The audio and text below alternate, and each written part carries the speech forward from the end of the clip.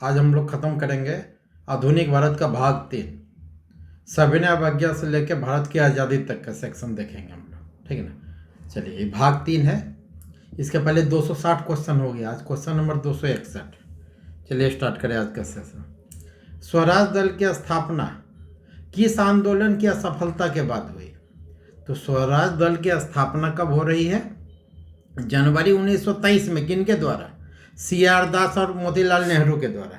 यह असहयोग आंदोलन जो चौरी चौरा हत्याकांड के बाद रोक दिया गया था, उसके बाद ये स्टार्ट हो रहा है हमारा, ठीक ना, स्वराज दल की स्थापना। और बहुत सारे हम लोग गरम दल वाला भी देखे थे, ठीक ना, बहुत सारा गरम दल का उग्रवादी आंदोलन का भी दौर देखते हैं। ये सबका रीजन क्या था? असहयोग आंदोलन का असामयिक खात्मा। अगला सवाल, स्वराज दल की स्थापना सेम चीज चित्तरंजन दास और मोतीलाल नेहरू कब किए थे? 1923 में, ठीक है। CR दास, चित्तरंजन दास स्वराज दल के क्या थे? अध्यक्ष थे। जबकि मोतीलाल नेहरू, नेहरू जी के पिताजी मोतीलाल नेहरू इसके महासचिव थे। स्वराज पार्टी ने अपने को कांग्रेस के एक हिस्से के रूप में प्रसारित किया, ऐसा नहीं को अलग पार्टी बना लिया था। तथा अहिंसा और असहयोग के प्रति इनकी वचनबद्धता भी, ठीक ना, इसका बार बार ये प्रदर्शन भी करते थे कि हम अहिंसक हैं, ठीक है ना, अंग्रेजों से असहयोग की हमारी नीति बरकरार है। अगला सवाल देखिए, रिपीट है स्वराज पार्टी VVI है। फिर आया क्वेश्चन 1923 में स्वराज पार्टी का गठन, ठीक है, CR दास और नेहरू। अगला, स्वराज पार्टी का गठन किसकी असफलता था? सहयोग आंदोलन की असफलता के बाद। अगला, 1922 में गया के इंडियन नेशनल कांग्रेस अधिवेशन के कौन अध्यक्ष थे? तो चित्तरंजन दास थे। चित्तरंजन दास से किनका नाम एक जुड़ गया? स्वराज पार्टी। और गया में जो हुआ था इंडियन नेशनल कांग्रेस का अधिवेशन, उसके अध्यक्ष कौन थे? चित्तरंजन दास। अगला सवाल, भारतीय राष्ट्रीय कांग्रेस के 22 के आयोजित अध्यक्ष कौन थे? वही है, सेम सवाल, चित्तरंजन दास, ठीक है। अगला, ये कथन किन का है? ये कथन सच्चिदानंद सिन्हा का है। सच्चिदानंद सिन्हा का कथन है, इसको हम लोग देख लेते हैं। सदैव सहमति के साथ और अक्सर वाणिज्य मंडल के निर्देश पर भारत सरकार चलती है। इसे ही व्हाइट मैन बर्डन, माने अंग्रेजों का उत्तरदायित्व, अंग्रेजों का एहसान, ठीक है ना, जो अंग्रेजों को लगता था कि क्या कोई भारत में रह करके, ठीक है ना, जो औपनिवेश उनका जितना था उस पर एहसान कर रहे हैं, इसको असभ्य से सभ्य बना रहे हैं, इसको व्हाइट मैन्स बर्डन। ये कथन किनका था? सच्चिदानंद सिन्हा जी का था। अगला सवाल, साइमन कमीशन पहली बार भारत कब आया था? ठीक है, तो 1919 की एक्ट की 10 वर्षीय समीक्षा हेतु संवैधानिक आयोग के गठन का प्रावधान था। लेकिन कुछ साल पहले ही, ठीक है ना, ये साइमन कमीशन को बुलाया गया था। कब आया था? 1928 में आया था। 2 साल पहले नियम था 1919 का जो एक्ट था, तो 1929 में इसका समीक्षा था। लेकिन 1927 में ही साइमन कमीशन का गठन किया गया और 28 में यह भारत आया है, ठीक है। साइमन कमीशन में कुल 7 सदस्य थे। साइमन कमीशन में 7 सदस्य थे। इसके सभी सदस्य क्या थे? अंग्रेज थे। इसीलिए कांग्रेस द्वारा इसे श्वेत कमीशन कह के विरोध किया गया, ठीक है। चलिए अगला सवाल, मोतीलाल नेहरू रिपोर्ट की अध्यक्षता में एक कमेटी का गठन किया गया था। इसका विषय क्या था? तो साइमन कमीशन को नियुक्त करने के संदर्भ में कहा गया था ना कि भारतीयों को संवैधानिक सुधार का कोई भी ज्ञान नहीं है, ये कैसे राजपाट करेंगे, इनके पास कोई भविष्य का खाका नहीं है, ना इनको उतना अनुभव है। इसी के संदर्भ में मोतीलाल नेहरू द्वारा एक कमेटी बना करके एक रिपोर्ट जारी किया गया था। क्या था? भारत की संवैधानिक व्यवस्थाएं, ताकि उनको भी पता चले कि हम लोग भी सक्षम हैं। चलिए अगला सवाल, पूर्ण स्वराज का प्रस्ताव लाहौर कांग्रेस में पारित किया गया था। कब पारित किया गया था? 1929 में किया गया था। 1929 में लाहौर कांग्रेस में क्या किया था? पूर्ण स्वराज की मांग किया गया था। अगला सवाल, भारतीय राष्ट्रीय कांग्रेस के किस सत्र में पूर्ण स्वाधीनता है? तो 1929 का लाहौर सत्र। कहते फिर देखिए बार बार रिपीट है। 1929 के लाहौर सत्र में भारतीय राष्ट्रीय कांग्रेस के अध्यक्ष कौन थे? जवाहरलाल नेहरू थे। जवाहरलाल नेहरू। भारतीय राष्ट्रीय कांग्रेस द्वारा किस दिन को पूर्ण स्वराज, ठीक है, उसी में घोषणा किया जाता है कि 26 जनवरी 1930 को हम लोग क्या बनाएंगे? पूर्ण स्वराज दिवस।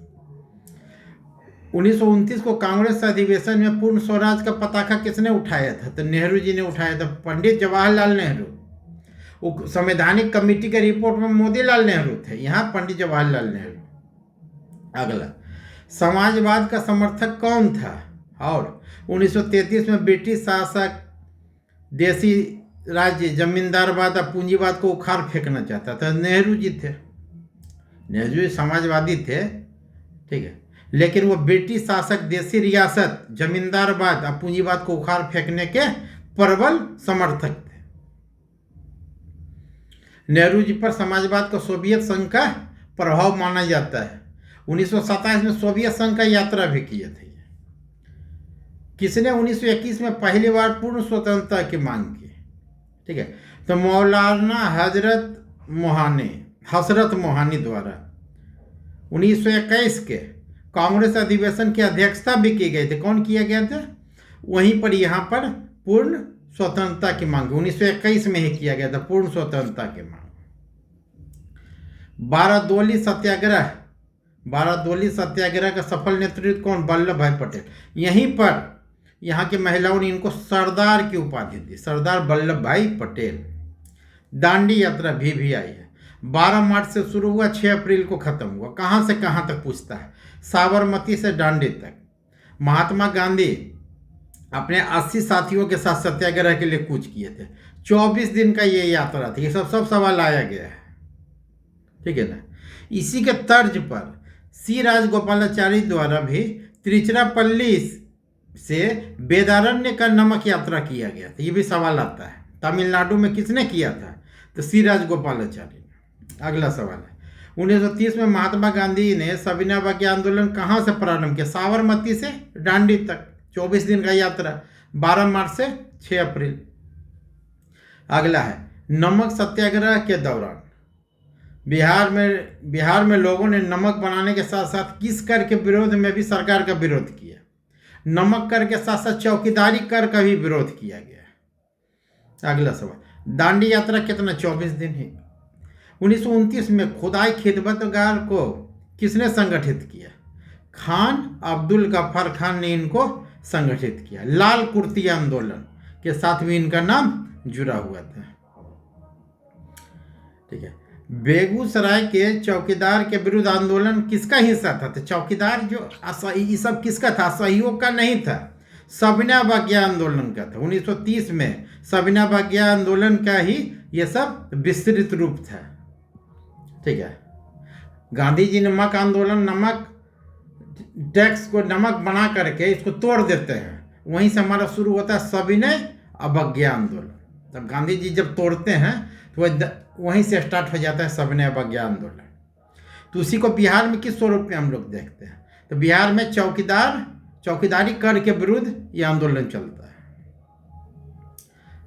ये सारण बेगूसराय देखा गया है। यहाँ पर सविनय अवज्ञा आंदोलन की असफलता के बाद गांधी जी ने किसको महत्व दिया था? तो कुछ होता था बीच में, ब्रेक में क्या करते थे? रचनात्मक कार्यक्रम करते थे। सविनय अवज्ञा आंदोलन देखिए स्लो हुआ, तो बीच में करने के लिए बहुत सारे काम है, सामाजिक काम है, ठीक है।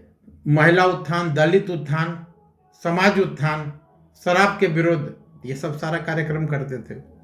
निम्नलिखित में किस भारतीय नेता ने लंदन में प्रथम गोलमेज सम्मेलन में भाग लिया था? ठीक है, तो लंदन में किसने भाग लिया था? तो जो ऑप्शन है, ऑप्शन मौलाना मोहम्मद अली। तो मोहम्मद अली ने तो भाग लेवे किया था।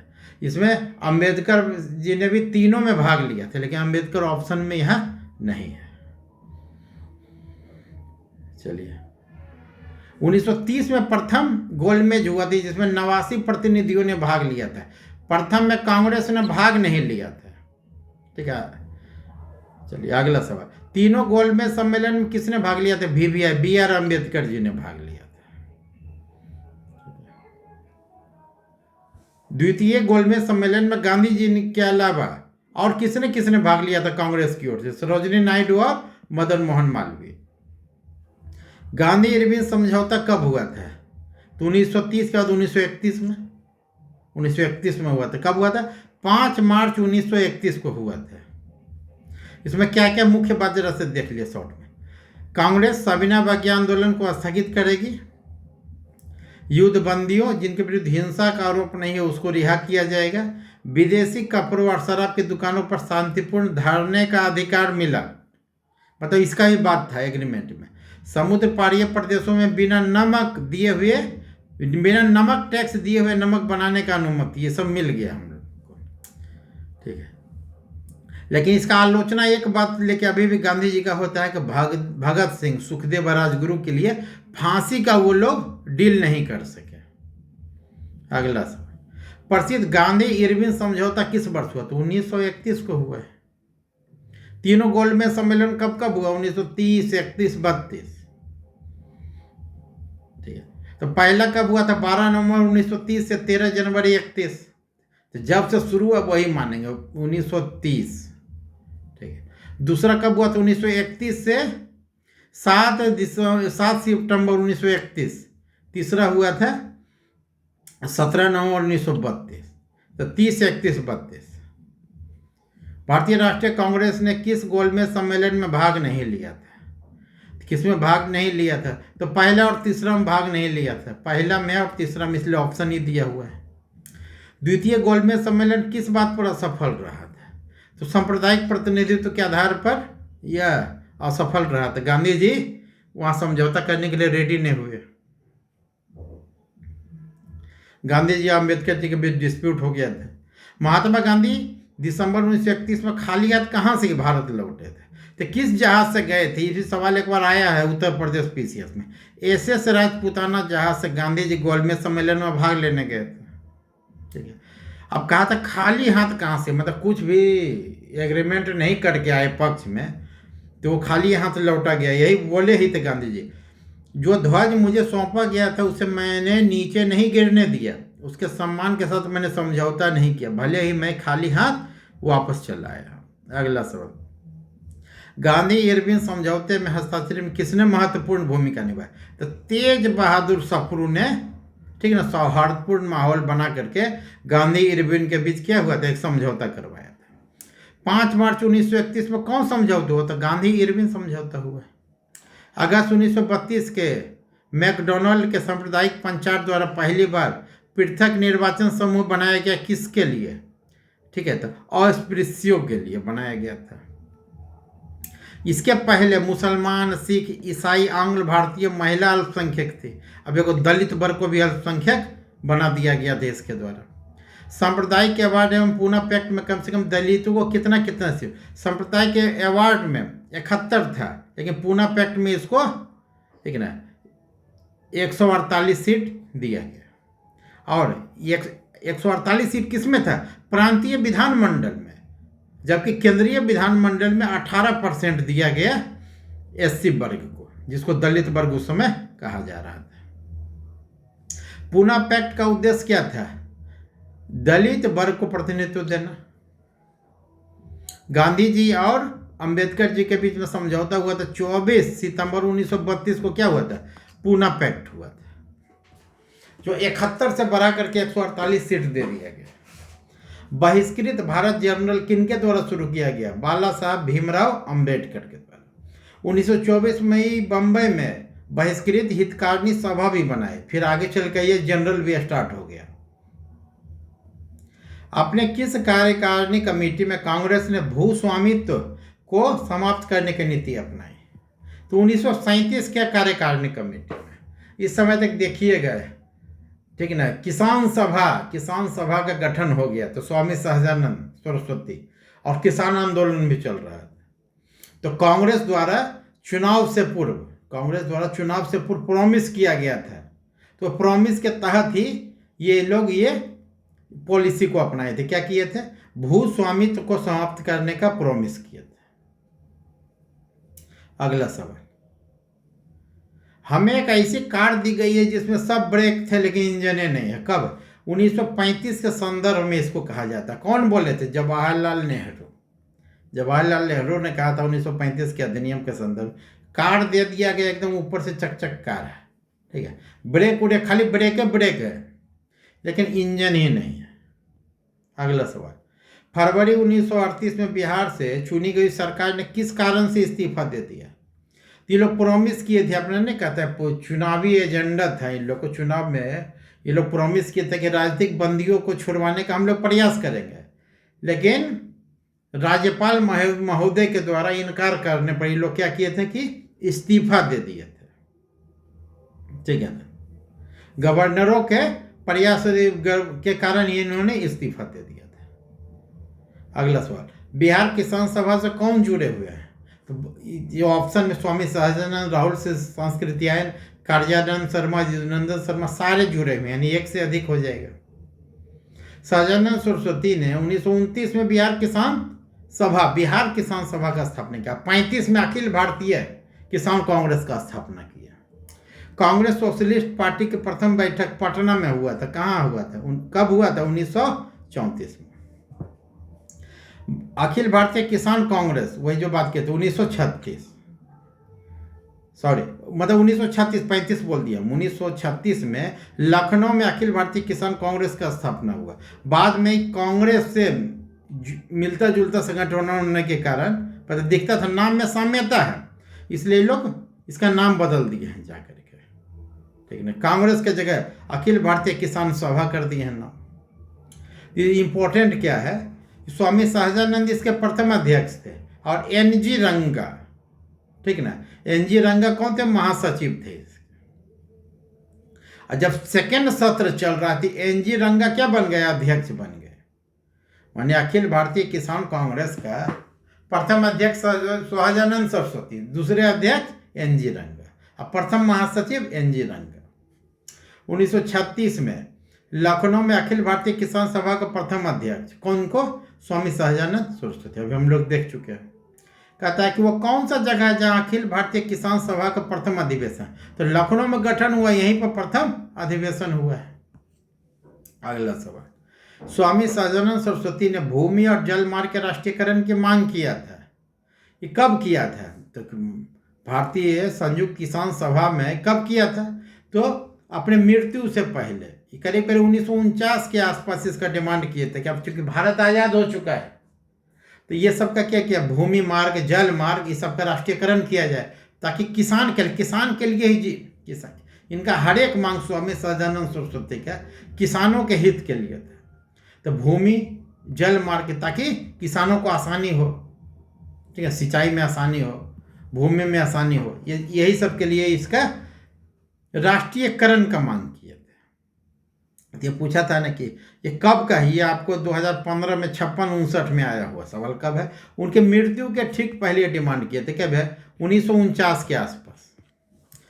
भारतीय ट्रेड यूनियन कांग्रेस के प्रथम अध्यक्ष लाला लाजपत राय थे, ठीक है, Lala Lajpat Rai. Trade union activist, ठीक है ना, ये क्रांतिकारी ट्रेड यूनियन एक्ट जो LSW वाले जानते कब हुआ? तो 1926 में बात। 1926 से लेकर 1939 का जो काल था वो क्या था? क्रांतिकारीकरण था। खूब ही लोग आंदोलन, धरना, प्रदर्शन, हड़ताल किया।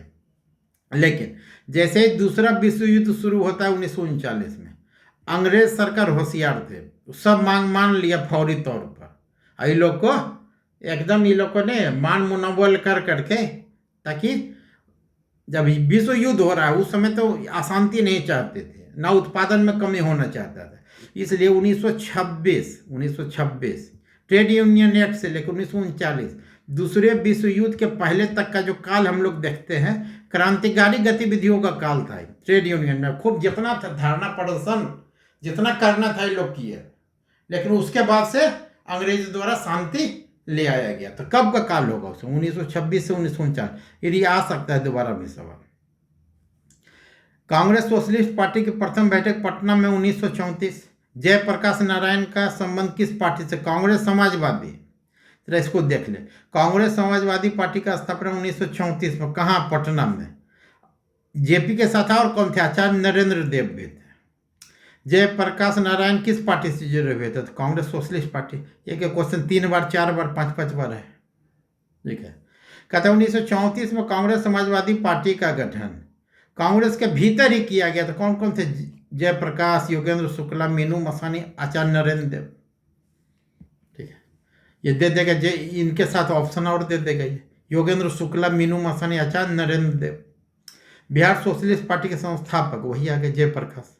जयप्रकाश को और किस नाम से पुकारा जाता है? लोकनायक। ठीक ना, लोकनायक जयप्रकाश। रिपीट है, जयप्रकाश दिवस कब है, कब मनाया जाता है? 12 अप्रैल 1946 को लाहौर जेल से रिहा होने के उपलक्ष्य में जयप्रकाश दिवस मनाया जाता है। ठीक है, तो अप्रैल 1946 में मनाया गया था। मनाया जाता नहीं है सर दल से, जयप्रकाश दिवस मनाया गया था अप्रैल 1946 में। भारत छोड़ो आंदोलन के मुख्य नेता में कौन थे? बिहार से जयप्रकाश नारायण ही थे। लाल नहीं, आजाद दस्ता का गठन, रामविलास जंगल, मतलब पूरा एक्टिविटी इनका रहा था। 1938 में भारतीय राष्ट्रीय कांग्रेस के अध्यक्ष कौन थे? 38 में कौन निर्वाचित हुए? सुभाष चंद्र बोस। अगले वर्ष भी सुभाष चंद्र बोस हुए थे, लेकिन कुछ डिस्प्यूट के कारण, ठीक है, 1939 में अध्यक्ष पद से इस्तीफा दे दिए थे। तो ये सवाल पूछता है कि सीतामरैया को, पटाभी सीतामरैया को किस अधिवेशन में इन्होंने हरा करके अध्यक्ष पद का चुनाव जीता था? तो 1939 के त्रिपुरी अधिवेशन। और जब इस्तीफा दे दिए बीच में ही कुछ डिस्प्यूट हुआ। हाँ, गांधी जी को ये अच्छा नहीं लगा जैसे कहा जाता है, तो गांधी जी का सम्मान करते हुए इन्होंने इस्तीफा दे दिया कांग्रेस पर। तो उस समय तारनहार के रूप में कौन आए थे कांग्रेस के? तो राजेंद्र बाबू को, ठीक है ना, अस्थायी रूप से फिर कांग्रेस का अध्यक्ष बनाया गया। ये देखिए बार बार राजेंद्र प्रसाद का एक जगह भी आगे भी मिलेगा हम लोग। तो सुभाष चंद्र बोस के इस्तीफा देने के कारण किनको अस्थायी रूप से बनाया गया था? डॉक्टर राजेंद्र प्रसाद। अगला है, प्रांतीय सरकारों का गठन निम्नलिखित में किस अधिनियम के तहत किया गया था? प्रांतीय सरकार 1935 का अधिनियम। अगला, इंपीरियल कैडेट कोर, एक हम लोग को एनसीसी पढ़ते, नेशनल कैडेट कोर, लेकिन अंग्रेज से बनाया था कौन? लॉर्ड कर्जन बनाया था। देसी रियासत, ठीक है ना, देसी रियासत का राजकुमार और देसी नरेशों के लिए सैनिक शिक्षा का भी उन लोग को ज्ञान देना था, इसलिए इंपीरियल कैडेट कोर्स का स्थापना कौन किया था? Lord Curzon. माने एलिट वर्ग के लिए किया था, ये अपना लॉयल वर्ग के लिए किया था। ठीक है, अब हम लोग थोड़ा सा देसी रियासत से संबंधित एक कमेटी था, बटलर कमेटी। इस पर एक यूपीएससी में भी एक बार क्वेश्चन पूछ दिया हिस्ट्री में, बटलर कमेटी पर लिखी है। तो इंपॉर्टेंट है बटलर कमेटी। क्या है? भारत सरकार तथा देसी राज्यों के मध्य संबंधों के पड़ताल के लिए इसका गठन किया गया था। इसको आर्थिक और वित्तीय संबंध सुधारने में क्या क्या किया जा सकता है इसका? ये all India state people Congress, इसका गठन कब किया गया था? 1927 में। ये भी देसी रियासत का ही एक संगठन था, all India state people's conference. ठीक है, कब हुआ था? 1927 में। अगला सवाल है, इसमें क्या था? ये all India state people Congress, विभिन्न देसी रियासत से आए 700 से अधिक राजनीतिक कार्यकर्ताओं ने इसमें भाग लिया था। अगला है, द्वितीय विश्व युद्ध के समय ब्रिटेन के प्रधानमंत्री कौन चर्चा में थे? तो चर्चिल थे चर्चा में। ठीक है, 1940 से 45 तक थे। सीमांत गांधी, खान अब्दुल्ला गफ्फार खान। नाउ और नेवर, अभी नहीं तो कभी नहीं, रहमत अली थे, पाकिस्तान का गठन करवा दिए। क्या कहें? कैम्ब्रिज यूनिवर्सिटी के एक छात्र चौधरी रहमत अली ने वर्ष 1933 में एक पर्चे में लिखा था, नाउ और नेवर, मतलब अभी नहीं तो कभी नहीं, इसी पर लिखा था। पंजाब का मांग किए थे, ये पाकिस्तान का, पाकिस्तान, पी से पंजाब, ए से अफगानिस्तान, के से कश्मीर, एस से सिंध, टान से बलूचिस्तान। तो इम्पोर्टेंट यहाँ पर क्या है? चौधरी रहमत अली, कैम्ब्रिज यूनिवर्सिटी के छात्र ने पाकिस्तान का मांग किया था। कब? 1933 में पर्चा लिखे थे। ये आएगा क्वेश्चन, नाउ और नेवर। इन्हें कि गांधी जी समझ लेना, करो और मरो नहीं। पाकिस्तान के अलग राज्य, अलग देश, अलग राज्य ने, अलग देश के आंदोलन का नेतृत्व किसने किया था? मोहम्मद अली जिन्ना ने किया था। मार्च 1940 के लाहौर अधिवेशन में इसका मांग उन लोगों के अलग देश पाकिस्तान का मांग किया गया था खुलेआम तौर पर। मैंने कहा कि पाकिस्तान के अलावा कुछ और स्वीकार नहीं करेंगे। मुस्लिम लीग द्वारा पाकिस्तान की स्थापना की मांग वही 1940, ये भी क्वेश्चन 2-4 बार आया है। महात्मा गांधी द्वारा 1940 में प्रारंभ किए गए व्यक्तिगत सत्याग्रह के तीसरे सत्याग्रही, ठीक है, तो तीसरे कौन थे? तो विनोबा भावे पहले थे, नेहरू दूसरे, जवाहरलाल नेहरू दूसरे थे, अब ब्रह्मदत्त तीसरे थे, ठीक है ना। विनोबा भावे जी क्या थे? पहले थे। जवाहरलाल नेहरू दूसरे थे। अब ब्रह्मदत्त क्या थे? ये तीसरे थे। व्यक्तिगत सत्याग्रह किसने आरंभ किया था? तो विनोबा भावे ने किया था। व्यक्तिगत सत्याग्रह के प्रथम में विनोबा भावे। सर्वोदय शब्द का प्रयोग बहुत लोगों ने किया, सबसे पहले कौन किए थे? गांधी जी किए थे। अनटू द लास्ट एक जॉन रस्किन का पुस्तक था, ठीक है, इसके ट्रांसलेशन में भी ये वर्ड का यूज किया गया है। किसकी दृष्टि में क्रिप्स मिशन एक टूटते हुए बैंक का चेक है? नहीं, क्या रहे नहीं, एक टूटते हुए बैंक के नाम का एक पोस्ट डेटेड चेक है। माने एक तो पोस्ट डेटेड चेक है, भविष्य का चेक है, अब बैंक ही टूट रहा है। तो पोस्ट डेटेड चेक बोले थे गांधी जी, और नेहरू जी और जोड़ दिए थे कि टूटता हुआ बैंक, इसलिए ऑप्शन ई हो जाएगा इस टाइप में अगर पूछा तो। मतलब गांधी जी और नेहरू दोनों। अब संदर्भ क्वेश्चन को देख लेना है क्या कहा है। टूटता हुआ बैंक का जिक्र कौन किए थे? नेहरू। अब पोस्ट डेटेड चेक कौन बोले थे? महात्मा गांधी। भारत छोड़ो आंदोलन का नेतृत्व तो कोई ने किए थे, तो जन आंदोलन था, ठीक है ना। पहला ऐसा था कि जन आंदोलन बन गया था। ये कब प्रारंभ हुआ? तो 9 अगस्त 1942 को प्रारंभ हुआ। 8 अगस्त को, ठीक है ना, ग्वालियर टैंक में आंदोलन का प्रस्ताव पारित हुआ। 9 अगस्त के सुबह में ही कांग्रेस के मतलब महात्मा गांधी, नेहरू से संबंधित सभी नेताओं को उठा करके नजरबंद कर दिया गया। ऑपरेशन 0 आवर चलाया गया था अंग्रेजों के द्वारा, इंपॉर्टेंट है, ऑपरेशन 0 आवर। जिसको जहां मिला वहीं पकड़ लिया। गांधी जी को गिरफ्तार, गांधी जी सरोजिनी नायडू को पूना के आगा पैलेस खां में रखा गया था। इस टाइप में किया गया था। करो और मरो का संबंध भारत जोड़ो आंदोलन से। महात्मा गांधी बोले थे अब अंग्रेज हम लोग को नमक टैक्स से छूट, शराब खोरी का बंद कर दे, लेकिन ये सबसे अब हम लोग मानने वाले नहीं हैं। अब आज़ादी से कम कुछ भी नहीं चाहिए। गांधी जी तेज आदमी थे ना, अब देख लिए कि ना अभी अब अंग्रेज कमजोर है, अभी इसको दबाना है। मान मुनव्वल बहुत किए। 6 जुलाई 1942 को वर्धा में महात्मा गांधी ने कांग्रेस के कार्यकारिणी में भारत छोड़ो आंदोलन की चर्चा थी। इस उप समिति के अध्यक्ष कौन थे? मौलाना अबुल कलाम आजाद थे। मौलाना अबुल कलाम आजाद थे। भारत छोड़ो आंदोलन के समय इंग्लैंड के प्रधानमंत्री कौन थे? तो वही थे, चर्चिल थे। द्वितीय विश्व युद्ध से लेकर भारत छोड़ो आंदोलन में भी कौन थे? चर्चिल ही थे। भारत छोड़ो आंदोलन प्रस्ताव में गांधी जी को कैद कहाँ? आगा खान पैलेस में। और जबकि नेहरू, अबुल कलाम आजाद, आसफ अली, जीबी पंत को अहमदनगर किला में रखा गया था। ठीक है। भारत छोड़ो आंदोलन के दौरान खुफिया रेडियो का प्रसारण से कौन जुड़ी है? उषा मेहता। बॉम्बे के विभिन्न भागों से कांग्रेस का गुप्त रेडियो का प्रसारण किया जाता था, उषा मेहता। भारत छोड़ो आंदोलन से उत्पन्न दंगे किस क्षेत्र में सबसे ज्यादा हुआ? तो बिहार, यूपी, यानी बिहार और संयुक्त प्रांत, इसको रखिए ना, बिहार और संयुक्त प्रांत। पूर्वी यूपी में आजमगढ़, बलिया, गोरखपुर। अब बिहार में गया, भागलपुर, सारण, पूर्णिया, शाहाबाद, मुजफ्फरपुर, चंपारण। ऑटोमेटिक हो गया। डॉक्टर राजेंद्र प्रसाद को 9 अगस्त को गिरफ्तार करके कहाँ रखा था? तो राजेंद्र प्रसाद मुंबई नहीं गए थे, बम्बई उस समय, तो ये पटना में ही थे। तो इनको बांकीपुर जिले में पकड़ के निकटवर्ती जगह में रख लिया था। 7 दिसंबर 1942 को योगेंद्र शुक्ला कहाँ लाए गए थे?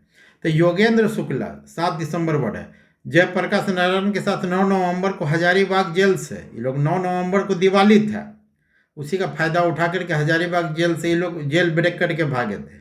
लेकिन मुजफ्फरपुर में इनको गिरफ्तार कर लिया गया था, योगेंद्र शुक्ला को, और उसके बाद इनको बक्सर का जेल में रखा गया था। अगला सवाल, किस त्योहार के आधार पर जेपी भागे थे? मतलब जेपी वहां से निकले थे। भागे वर्ड गलत है, ठीक है। दीपावली 9 नवंबर 1942 को दिवाली था, ये भी याद हो गया। भारत छोड़ो आंदोलन के दौरान कौन हजारीबाग जेल से निकले थे, फरार हुए थे? जयप्रकाश नारायण। कहता है 9 अगस्त 1942 को जिन दो नेताओं को गिरफ्तार किया गया था, कौन कौन थे? हजारीबाग से किनको किनको गिरफ्तार किया गया था? तो शिव कुमार और रामानंद, शिव कुमार और रामानंद को गिरफ्तार करके, ठीक है ना, ये लोग भी भारत छोड़ो आंदोलन के यहीं हजारीबाग के ही थे, तो हजारीबाग में गिरफ्तार किया गया। महात्मा गांधी उनके सहयोगियों को 1942 में धरपकड़ के बाद, कहता बिहार में बहुत दंगा हुआ, इसमें रेल सेवा पूर्णतः ठप हो गए थे। सर्वाधिक जिला कौन सा? मुंगेर जिला सबसे प्रभावित, गया, शाहाबाद, पटना।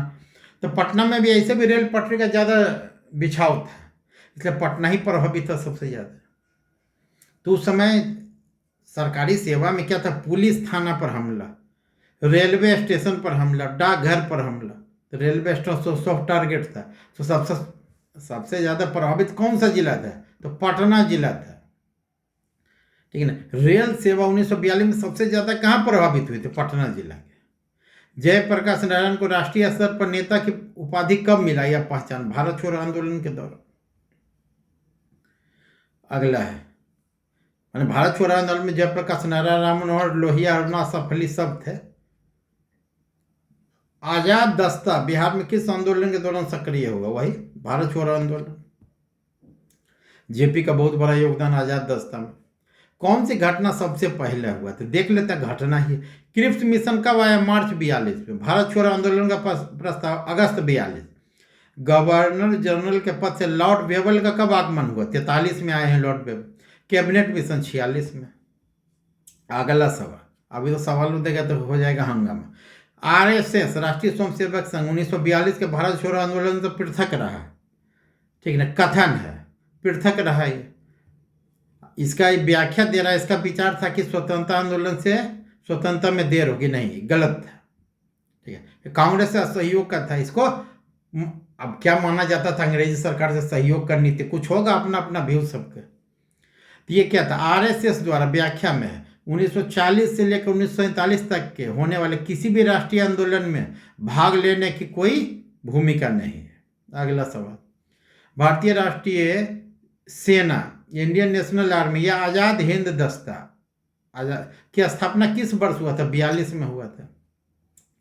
1942 में रास बिहारी बोस ने टोक्यो में एक सम्मेलन में आज़ाद हिंद राष्ट्रीय सेना, आज़ाद हिंद फौज का स्थापना किया था, ठीक है। अब है 1945-46 में दिल्ली में हुए आज़ाद हिंद फौज के मुकदमे के पक्ष में होने वाले वकील के हेड कौन थे? तो भूला भाई देसाई के नेतृत्व में वकीलों का एक समूह केस लड़ा था, ठीक है ना। इसमें ये और बाकी में कौन कौन थे? कैलाशनाथ काटजू, तेज बहादुर सप्रू, जवाहरलाल नेहरू। अभी नया इतिहास में जवाहरलाल नेहरू का नाम हटा दिया, भूला भाई देसाई आदि कर रहे थे। अभी आया था पेपर में, लेकिन हटाने से कुछ नहीं है, एग्जाम में आएगा तो लिखना है। भूला भाई देसाई के नेतृत्व में बाकी एक वकील का टीम था जो आज़ाद हिंद फौज का केस देख रहा था।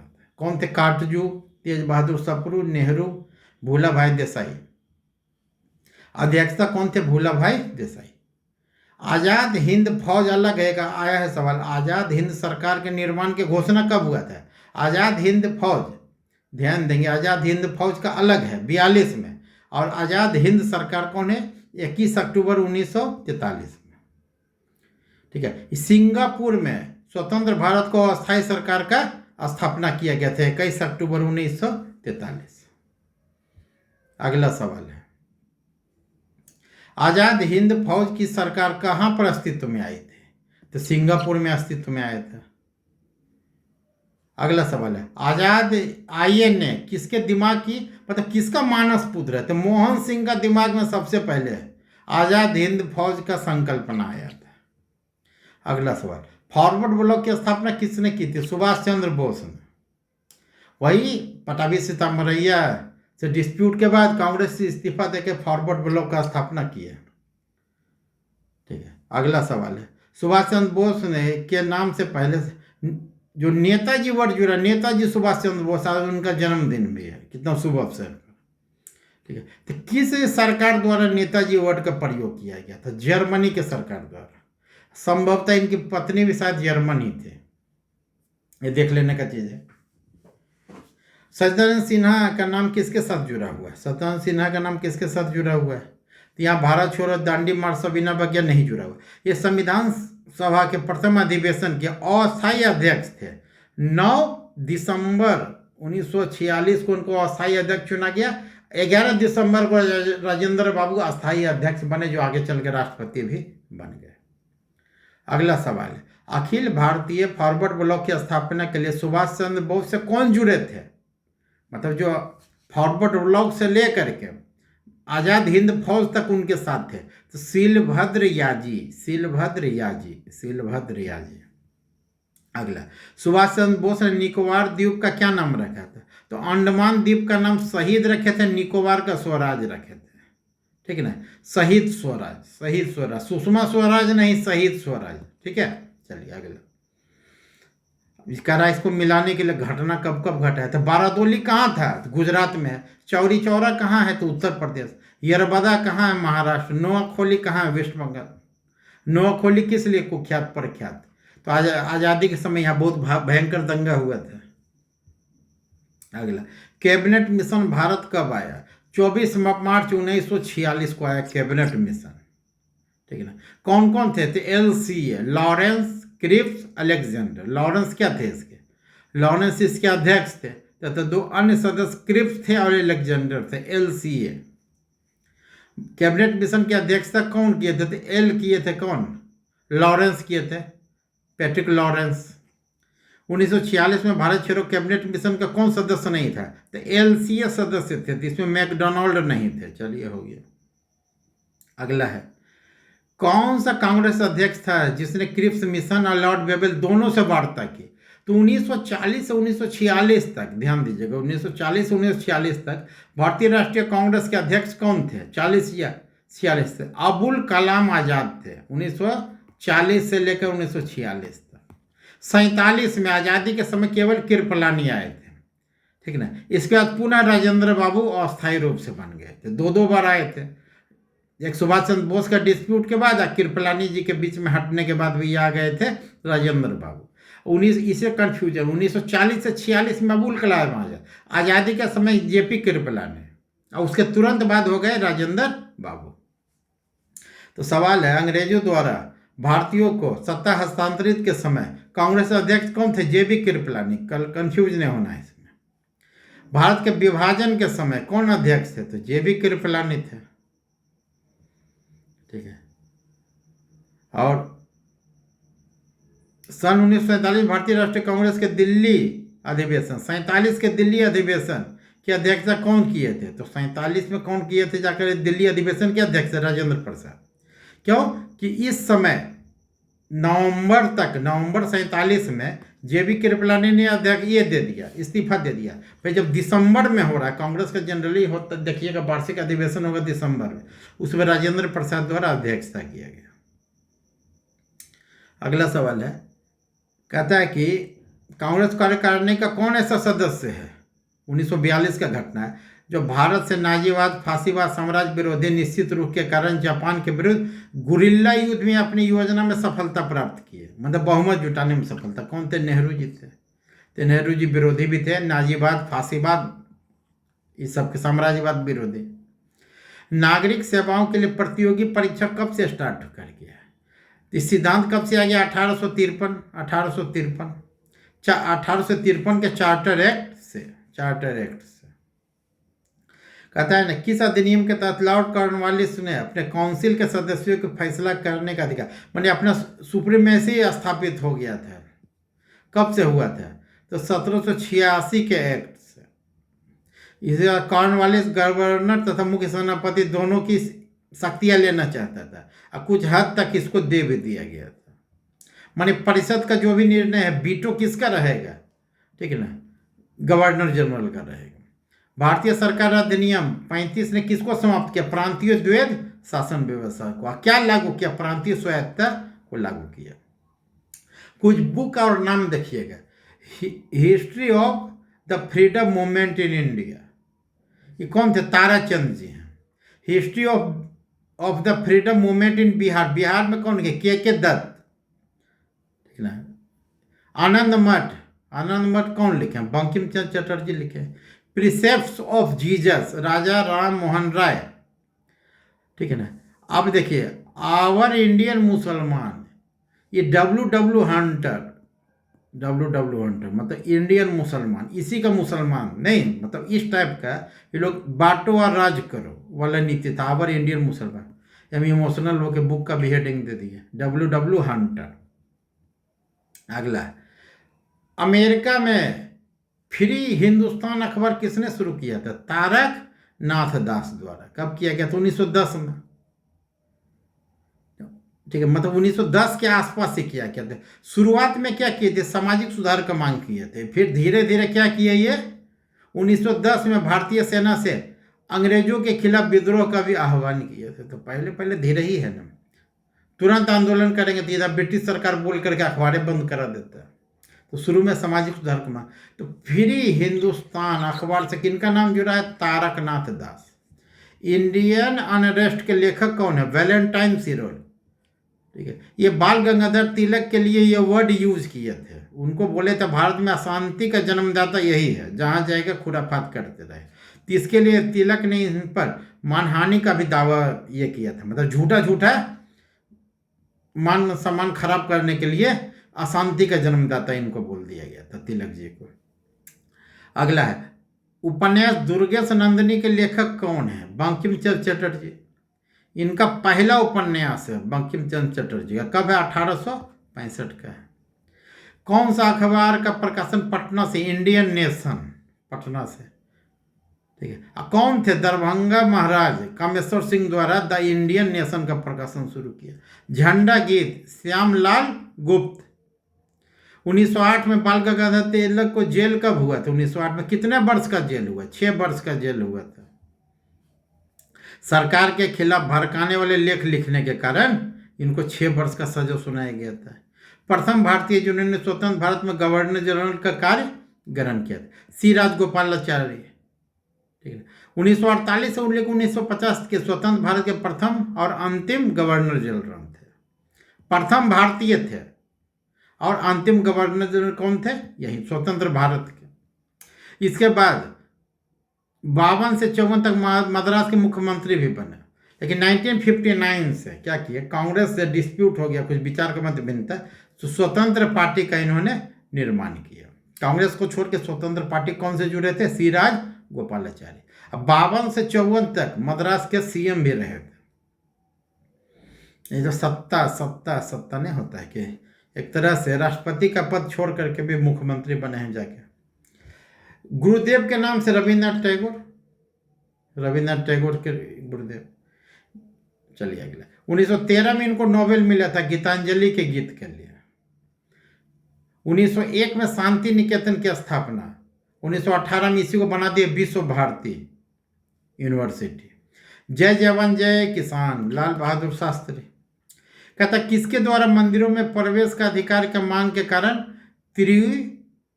तिरुनेलवाली में भयंकर दंगे हुए थे। नाडार और मारवा के बीच दंगा हुआ था, ठीक है। तो नाडार सब का मांग था कि हमको मंदिर में प्रवेश दिलाओ। भारतीय राजनीति में 1947 के बाद किस महिला ने सर्वाधिक योगदान दिया? अरुणा सफली। शायद संभवतः चुनाव भी लगता है लड़ी थी, राष्ट्रपति चुनाव के। अरुणा सफली 1947 के बाद इनका लंबे समय तक भारतीय राजनीति में भूमिका, कम्युनिस्ट पार्टी भी ज्वाइन की, ठीक ना। चलिए 1958 में अरुणा सफली दिल्ली के मेयर भी बनी है। चलिए अंतरिम सरकार जो 1946 में बना था उसमें वित्त मंत्री कौन थे? लियाकत अली खान। गृह विभाग किसको? पटेल को मिला था। अब विदेश मंत्रालय राष्ट्रमंडल जवाहरलाल नेहरू को, ठीक है। हम बड़ी भूल करेंगे यदि बिहार की जनता को लीग के नेताओं के हिंसक आक्रमणों के लिए आरक्षित छोड़ देंगे, पटेल ने बोला था। राजेंद्र प्रसाद को 1946 में बने अंतरिम सरकार में कौन सा विभाग मिला था? खाद्य और कृषि विभाग। बलदेव सिंह के पास रक्षा विभाग था, ध्यान रखिएगा। 1946 में गठित अंतरिम सरकार में श्रम विभाग क्या कहते हैं, बाबू जगजीवन राम जी को मिला था, ठीक है ना। ट्रेड यूनियन से भी इनका नाम बहुत जुड़ा हुआ है। सैयद अली जहीर को विधि विभाग मिला था। अगला, अगस्त 1923 के बनारस के हिंदू महासभा के अध्यक्षता कौन किए थे? पंडित मदन मोहन मालवीय किए थे। फ्रंटियर गांधी खान अब्दुल गफ्फार खान को कहा जाता है। उनको 1987 में भारत रत्न से भी उपाधि से सम्मानित किया गया था। राजेंद्र प्रसाद बिहार। रामचंद्र शर्मा किस गांव के थे? अमहरा गांव के थे। अब फॉरवर्ड ब्लॉक के प्रमुख नेता थे। जगत नारायण लाल को किस जेल में भेजा गया? बांकीपुर जेल में भेजा गया। ये क्या थे? जेपी के सहयोगी 1942 में थे। विश्व में शांति आपसी सहयोग प्रस्तुत करने के लिए नेहरू जी ने कौन सा सिद्धांत प्रस्तुत किया है? तो कौन सा किया? 1961 में 20 दिसंबर को गुट निरपेक्ष आंदोलन, नॉन अलाइन मूवमेंट का ये किए थे, आंदोलन का गठन। कौन कौन किए थे इनके साथ? मिस्र के राष्ट्रपति कर्नल नासिर, यूगोस्लाविया के राष्ट्रपति मार्शल टीटो, ये और जवाहरलाल नेहरू, 3 व्यक्ति के द्वारा गुट निरपेक्ष। कोई शीत युद्ध में ना अमेरिका के गुट में, ना हमको रसिया के गुट में रहना, क्या अपना गुट निरपेक्ष, जहां जब जिससे जरूरत होगा उससे हम लोग रहेंगे। अब राज्य विभाग की स्थापना किसके अध्यक्षता में की गई थी? तो पटेल। तो राज्य विभाग का थोड़ा इंटरेस्टिंग क्या है, ठीक है। देशी रियासत को निपटाने के लिए पॉलिटिकल डिपार्टमेंट के स्थान पर स्टेट डिपार्टमेंट बनाया गया था। और नेहरू ने रियासत के एकीकरण का भार किसको दिया गया था?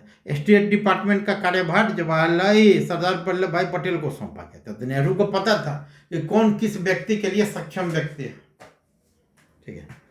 तो वो सरदार वल्लभ भाई पटेल को ही स्टेट डिपार्टमेंट सौंपे थे। इन्हीं को दिया गया था रियासतों के एकीकरण का भार।